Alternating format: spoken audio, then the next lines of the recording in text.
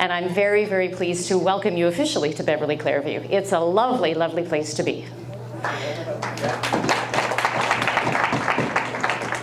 I won't take up too much of your time because I know everyone wants to hear from Shariif. He's got some really important words to say to you, but I will give you a couple of reasons why I decided to run for the NDP this time. I have been very happy the last 20-odd years in the background. I'm very comfortable in the background, unless I'm teaching a group of grade 6s, and then I'm okay being in front of a group of grade 6s. But there were a couple of things which occurred. A couple of years ago, about 4 years ago, I was assistant principal just down the road from here in Beacon Heights School. And one of my responsibilities was to take care of the pre-kindergarten program there, to make sure that the kids who were in our school were getting the very best of education that they could get. These were, in some ways, some of the most vulnerable children in Edmonton. They needed an awful lot of assistance because they had many, many complexities. And unfortunately, that was right after the UCP came into government. And what we saw that year was really, and I'm going to use a very strong word, the destruction of pre-kindergarten. It meant that in our school, we no longer had a pre-kindergarten program. It meant that Homesteader no longer had a pre-kindergarten program. It meant that Sifton no longer had a pre-kindergarten program.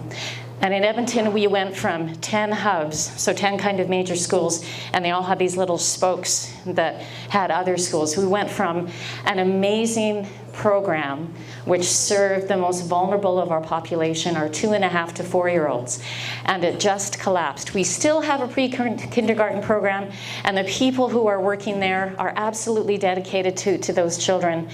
But because of the cuts in funding, they simply cannot offer the services that I know they would love to offer for all of the kids of the northeast end of the city. That's reason number one. Reason number two was that my mom got very, very sick about 2.5 years ago, and unfortunately, I had this front row seat to what was happening in healthcare.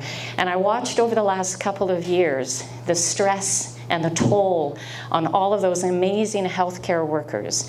And I watched as well the numbers of those amazing healthcare workers dwindle, because unfortunately, we're living in the midst of a government I'm not sure that values healthcare. And I also saw the toll that it took on my dad when we went into the home care system as my mom was approaching the end of her life. And the fact that my father, who at 84 years old, was asked to be an extra nurse for my mom is something that should not have been asked of him. He just needed to be there for my mom. And they were in an incredibly privileged position because they could afford to hire a nurse. But again, they had to hire that nurse privately. They should not have had to have done that.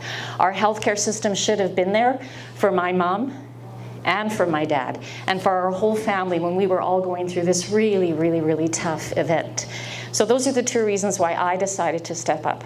And I know that all of the NDP candidates have got reasons that are similar. We've got lots and lots of personal stories. We want the government really to put people first.